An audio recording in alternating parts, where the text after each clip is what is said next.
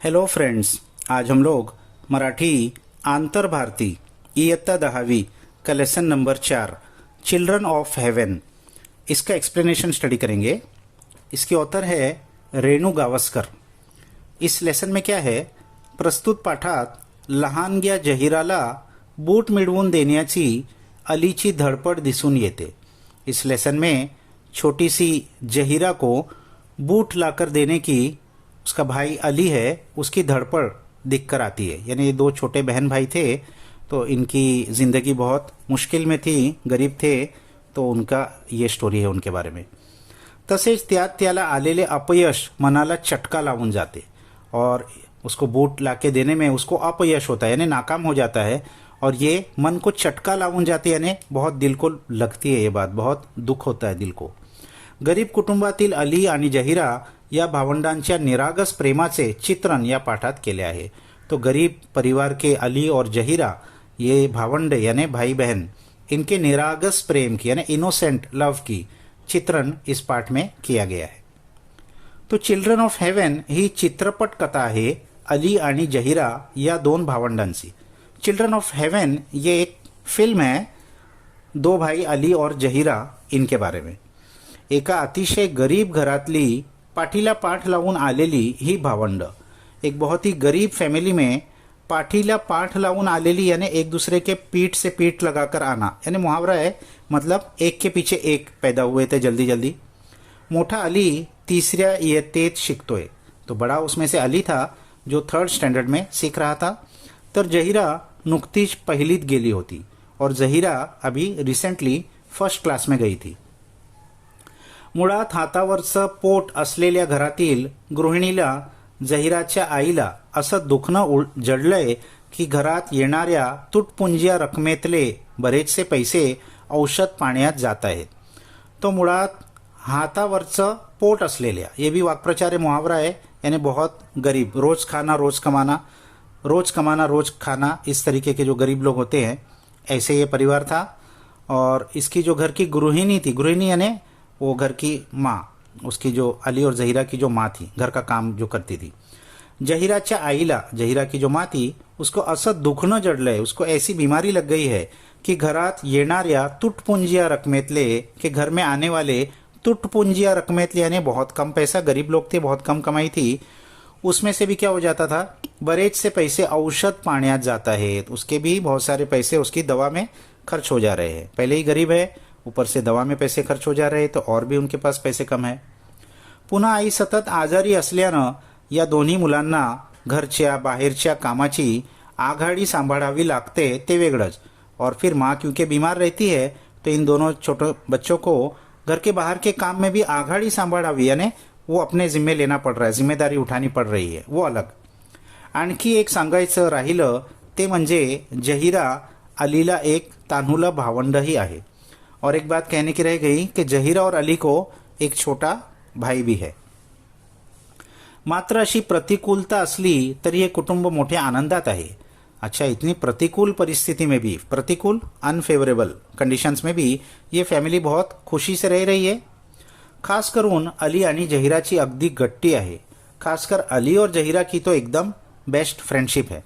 एकमेकांवर मनापासून प्रेम करणारी ही भावंड काही पथ्य कटाक्षाने पाळतात। एक दूसरे को दिल से प्यार करने वाले ये भाई बहन कुछ पथ्य ने कुछ रूल्स कटाक्षाने पाळतात, बहुत फर्मली वो फॉलो करते हैं। म्हणजे असं की आपसातली भांडणं ती कधीच आपल्या आईबाबांपर्यंत नेत नाहीत। यानी वो क्या रूल फॉलो करते हैं कि आपस के जो भी उनके छोटे मोटे झगड़े होते हैं वो अपने माँ बाप के पास कभी भी लेके नहीं जाते, आपस में ही सॉल्व कर लेते। इतने समझदार बच्चे हैं कि माँ बाप पहले ही परेशान है तो उनको परेशान नहीं करना है, बहुत समझदार बच्चे हैं। इथपर्यंत चित्रपट संत गतीनं पुढे जातो। यहाँ तक तो ये फिल्म संत गतीने यानी एक रेग्युलर मूवमेंट के साथ आगे बढ़ती है, पण नंतर मात्र या भावंडांच्या आयुष्यात अशी एक घटना घडते कि त्यामुळे त्याचं सारा आयुष्यच बदलून जातं। लेकिन इसके बाद इन भाई बहन के ज़िंदगी में ऐसी एक घटना, ऐसा एक वाकया हो जाता है कि जिसकी वजह से इनकी पूरी ज़िंदगी बदल जाती है। होत असं की जहीराचे बूट अगदी जुने जीर्ण झालेले असतात। ऐसा होता है कि जहीरा के जो बूट है, शूज़ है, वो बहुत जुने जीर्ण यानी एकदम फटे पुराने हो गए थे. पण जहीराला शाळेत बूट घालून जाणं अनिवार्य असल्यामुळे, लेकिन जहीरा को स्कूल में शूज पहनकर जाना अनिवार्य यानी कंपल्सरी था, इसलिए अली तेज बूट पुन्हा एकदा शिवायला घेऊन जातो.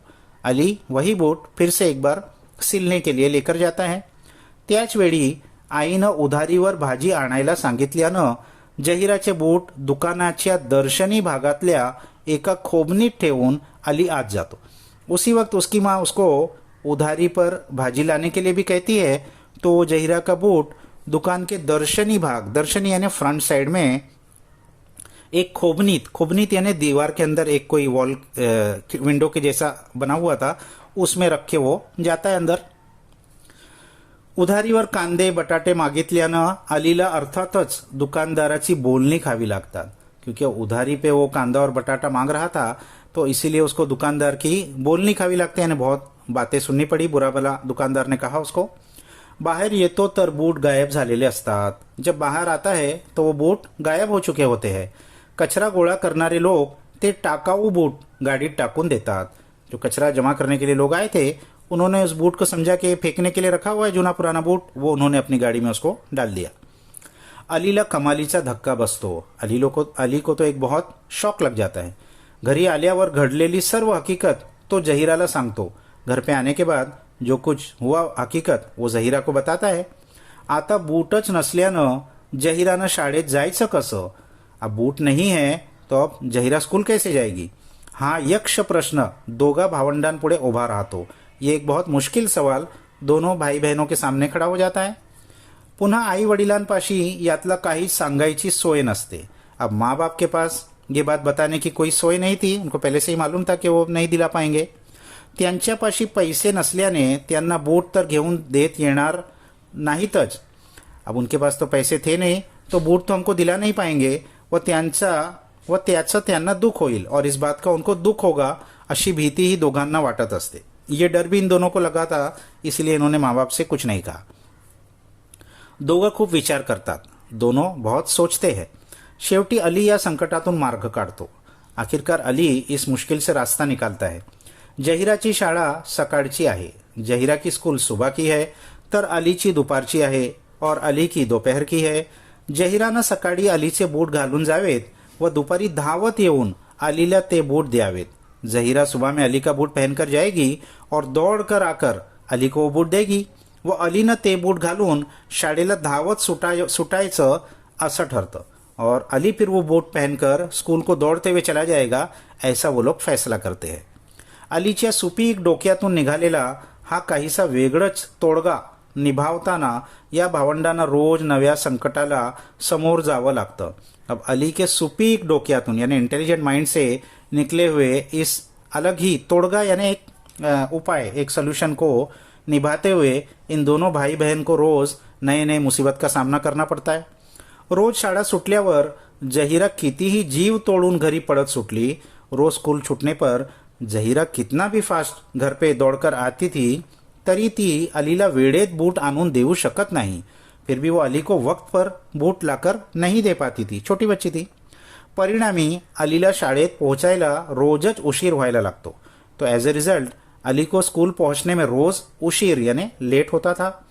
इतका की हेडमास्टर या पहिल्या नंबरच्या मुलाला शाळेत येण्याचीच बंदी घालतात. तो इतना लेट होता था, रोज लेट होता था कि हेडमास्टर ये पहला नंबर आने वाले बच्चे को भी स्कूल में आने की बंदी कर देते हैं. उसको स्कूल में आने मना कर देते हैं. अलीवर मनापासून प्रेम करणाऱ्या एका शिक्षकाच्या मदतीनं त्याची ही संकटातून सुटका होते, हा भाग वेगळा. अली को बहुत दिल से प्यार करने वाले एक टीचर की मदद से इस मुसीबत से उसको छुटकारा मिलता है, ये अलग बात है. जहीरालाही बूट मोठे होत असल्याने ते पायांतून सटकून गटरात पड़ना. अब जहीरा को भी, क्योंकि बड़े भाई का जूता पहन रही थी तो वो साइज में बड़ा था, तो उसके वो दौड़ कर आती थी तो पैर से कभी कभी बूट सटक के निकल जाता था और गटर में जाके गिर जाता था.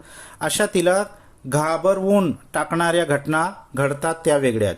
ऐसा उसको डरा देने वाले वाक़े होते थे, वो भी अलग. यानी बहुत मुश्किल के वो बच्चों को सामना करना पड़ा. हे सगळं चाललं असताना अलीच्या शाळेत धावण्याच्या आंतरशालेय स्पर्धेची एक नोटीस लागते.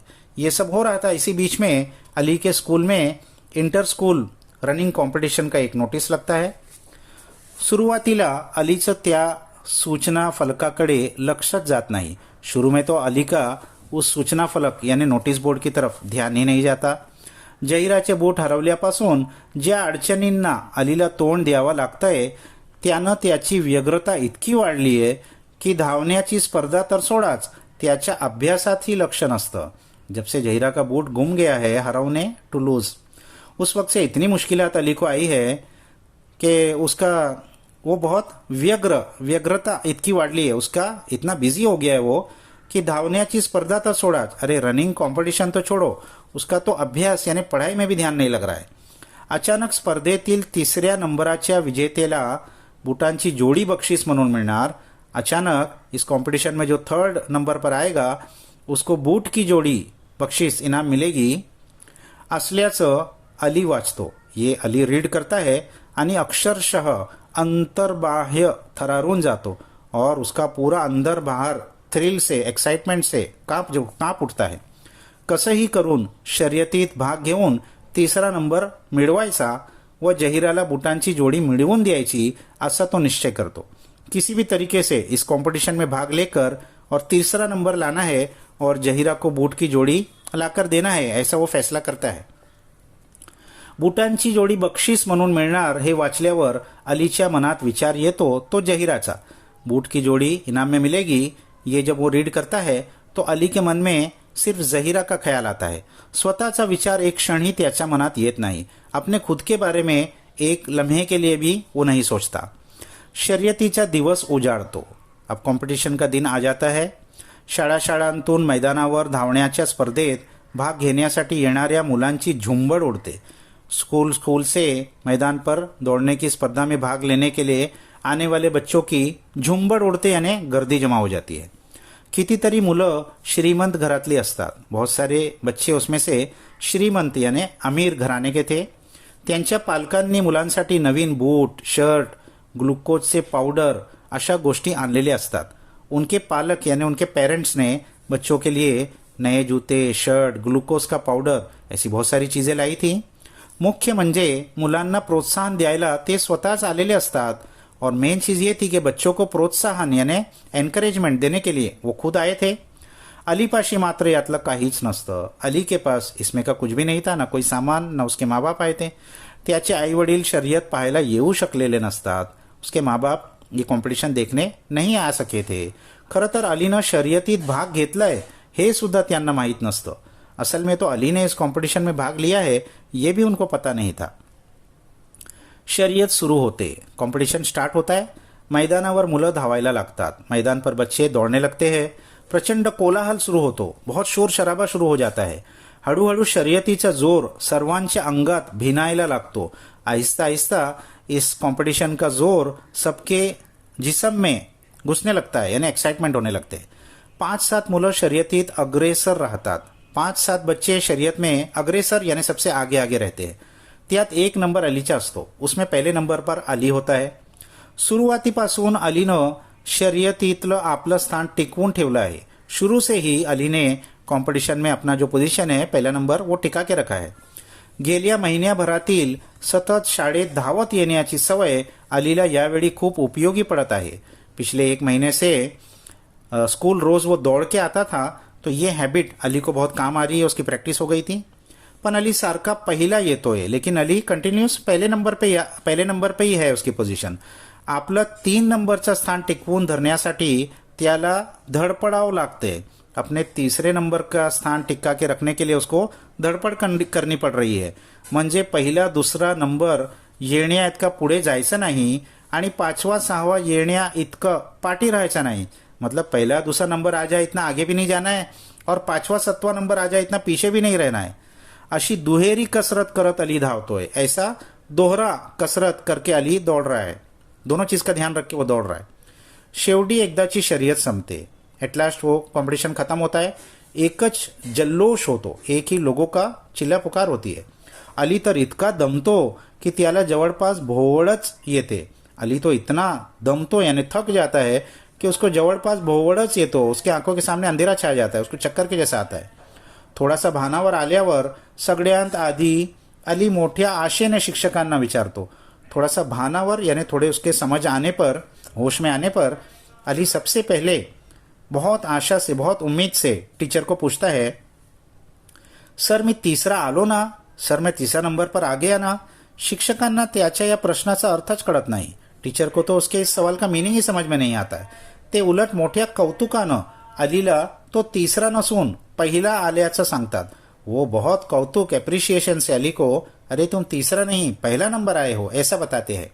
शिक्षकांचे ते शब्द अलीच्या कानांवर पडतात। टीचर के वो वर्ड्स अली के कान पर पड़ते हैं तो कमालीचा निराश होतो। वो तो बहुत ज्यादा निराश हो जाता है। त्याच्या हृदयात आकांत माजतो। उसके हृदय में आकांत माजना यानी बहुत दुख होता है। आपण तिसरे आलो नाही याचा अर्थ आपल्याला बुटांची जोडी बक्षीस म्हणून मिळणार नाही हे त्याच्या लक्षात येतं। मैं तीसरे नंबर पर नहीं आया, इसका मतलब बूट की जोड़ी मुझे बख्शीस के तौर पर नहीं मिलेगी, ये उसके समझ में आता है। जहीराला तर त्यानं बूट घेऊन येतोच असं जोरदार आश्वासन दिलेलं असतं। जहीरा को तो उसने बूट लेकर बस में आ रहा हूं ऐसा बहुत जोरदार आश्वासन, एश्योरेंस उसने दिया था। आपण कोणत्या तोंडानं बहिणीसमोर जावं हे कोडं अलीला उलगडत नाही। मैं किस मुंह से अपनी बहन के सामने जाऊंगा, ये कोडा यानी ये पजल अली से सॉल्व नहीं हो रहा है। उरलेल्या समारंभात अलीच्या चेहऱ्यावर हास्याची किंचितशीही रेखा दिसत नाही। वो पूरे समारंभ, पूरे बचे हुए प्रोग्राम में अली के चेहरे पर हंसी बिल्कुल भी नहीं आती। शेवटी निरुपाय होऊन अलीला घरी जावंच लागतं। एट लास्ट कोई चारा तो नहीं था, उसको घर तो जाना ही पड़ता है। दारातून आत शिरताच समोरच त्याला जहीरा दिसते। दार से अंदर शिरताच एंटर होते ही उसको सामने जहीरा दिखती है। उत्कंठेनं त्याची वाट बघणारी, बहुत उत्सुकता से उसका इंतजार रास्ता देख रही थी। रिकाम्या हातानं समोर उभ्या राहिलेल्या भावाला बघताच जहीरा काय समजायचं ते समजते। रिकामी यानी खाली हाथ से अपने भाई को समोर यानी सामने खड़ा हुआ देखकर जहीरा जो समझना था वो समझ गई। उसके समझ में आ गया कि इसको प्राइज नहीं मिला। खरं म्हणजे हा चित्रपट इथेच संपतो किंवा संपायला हवा। सच में तो ये चित्रपट यहाँ खत्म होता है या यहाँ खत्म हो जाना चाहिए था। मात्र त्यात मध्येच केवळ काही सेकंड टिकणारा एक दृश्य दाखवलं गेलंय, लेकिन उसमें बीच में कुछ सेकंड टिकने वाला एक दृश्य, एक सीन दिखाया गया है। चित्रपटाच्या अगदी शेवटी अलीचे वडील सायकल हातात धरून घरी येताना दाखवले आहेत। इस फिल्म के एकदम लास्ट में अली के पिताजी साइकिल हाथ में पकड़कर घर में एंटर हुए दिखाई देते हैं। त्यांच्या सायकलच्या मागच्या बाजूला स्टँडला लावलेला बुटांचा 2 खोका प्रेक्षकांना दिसतात। उनके साइकिल के बैक साइड में स्टैंड पर बूट की 2 बॉक्स रखे हुए प्रेक्षकों को दिखते हैं। किंचित उघड्या असलेल्या त्या खोक्यांतून डोकावणारे बूट एक जोड अलीचा तर दुसरा जहीराचा आहे याची साक्ष पटवतात व प्रेक्षक सुटकेचा निश्वास टाकतात। और वो बॉक्स थोड़े से खुले हुए थे और उसमें बूट दिख रहे थे, एक बूट अली का और एक बूट जहीरा का। तो साक्ष पटवतात यानी लोगों को समझ में आता है कि भाई इनको अब बूट मिल गया और प्रेक्षक सुटकेचा निश्वास घेतात। और जो देख रहे थे प्रेक्षक, उनकी जान में जान आती है और वो सांस लेते हैं कि भाई इनको बूट मिल गया।